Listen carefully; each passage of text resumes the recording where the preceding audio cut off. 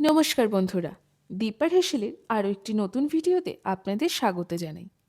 আজকের রেসিপির নাম বিউলির ডালের রসবড়া। রসবড়া বানানোর জন্য প্রধান উপকরণ হলো বিউলির ডাল। পরিমাণ মতো বিউলির ডাল নিয়ে 4 থেকে 5 ঘন্টার জন্য ভিজিয়ে রাখতে হবে। 5 ঘন্টা পর এই ভেজানো বিউলির ডাল এবং সামান্য দুধ দিয়ে একটা থিক পেস্ট তৈরি করে নিতে হবে। একটি মিক্সিং বোলে ডালের পেস্টটা ঢেলে নিয়ে তার মধ্যে সামান্য নুন এবং সামান্য দুধ দিয়ে বেশ কিছুক্ষণ ধরে ফেটিয়ে নিতে হবে।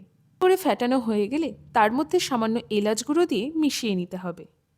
চিনির শিরা তৈরি করার জন্য একটা বড় বাটিতে মেজারমেন্ট কাপের 1 কাপ চিনি এবং সেই কাপের 2 কাপ জল নিয়ে ফুটিয়ে একটা চিনির শিরা তৈরি করে নিতে হবে এবং তাতে সামান্য এলাচ দিয়ে দিতে হবে। এবার একটা কড়াইতে তেল গরম করে নিয়ে ডালের পেস্ট থেকে অল্প অল্প পরিমাণে তুলে নিয়ে বড়ার আকারে ভেজে নিতে হবে। গোল্ডেন ব্রাউন হয়ে গেলে বড়াগুলো তুলে নিয়ে চিনির শিরার মধ্যে 1 থেকে 1.5 ঘন্টার জন্য রেখে দিলেই তৈরি হয়ে যাবে বিউলির ডালের রসবড়া।